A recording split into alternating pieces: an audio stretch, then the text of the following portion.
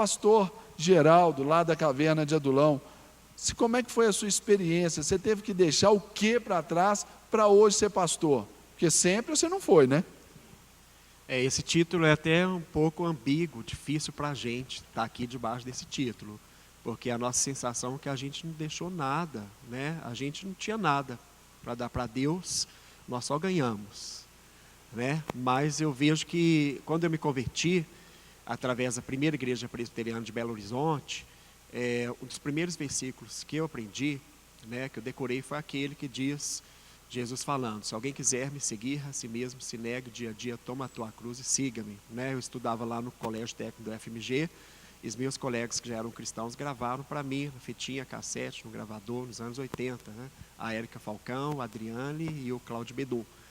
Então isso foi legal, que foi já uma coisa que eu já aprendi no início da minha conversão, que eu deveria fazer renúncias.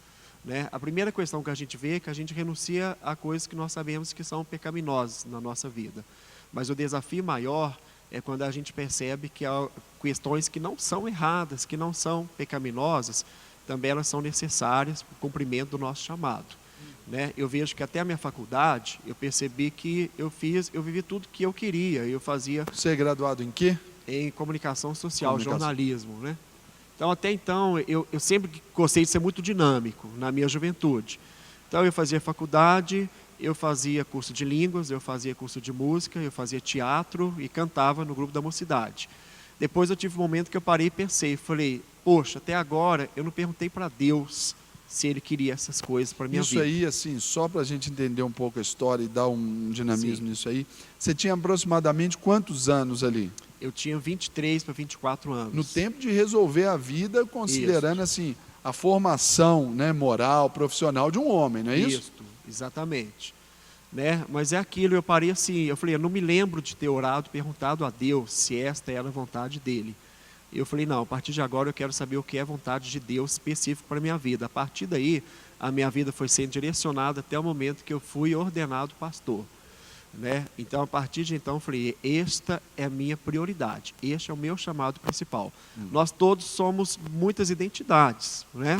Nós somos pastores, eu sou professor, eu sou historiador, eu sou jornalista, a gente faz tudo, a gente é um bombril, né? Bombril. Mas eu entendi, não, meu chamado primordial é ser pastor. Então, por causa desse chamado, eu renuncio, eu deixo outras coisas. E já há quanto tempo que você tem exercido aí o seu ministério pastoral? Eu fui ordenado pastor em 1997. São 15 anos, 15 né? anos já. Isso.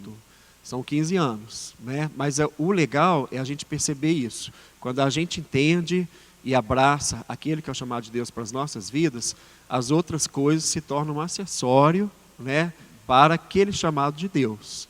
Então, de alguma maneira, a gente continua faz tudo, né, mas não permitindo que as outras coisas nos tirem daquele propósito principal, que é o que vai nos trazer alegria, paz, aquela sensação de mesmo no cansaço, no sofrimento, na tribulação, você fala, vale a pena, né? Eu quero isso, né? Eu não quero outra coisa, outro estilo de vida. Foi algo assim novo na nossa vida, né? Mas o tempo todo Deus falando, né? A gente buscava ali na questão da profissão. Eu e minha esposa estávamos bem colocados assim profissionalmente, né? Já tínhamos a Ana Júlia tinha um ano e meio mais ou menos. Mas aquilo ali constantemente batia no coração, né? Estava compartilhando com o pastor Leandro um pouquinho antes, né? E a gente, o tempo todo, eu orando né, como eu falo para alguns assim, eu não fui treinado para gostar de gente. Né? Minha profissão, toda a parte mecânica, né? Sempre estudei a área de mecânica, a área de exatas, sempre assim fora do contato. Assim como o pastor Geraldo, você também tem uma formação acadêmica. Sempre fora, né? Eu me formei em mecânica e manutenção de aeronaves, então trabalhava com aviões, né? Trabalhava na indústria aeronáutica. Então, eu sempre fui jogado para esse lado.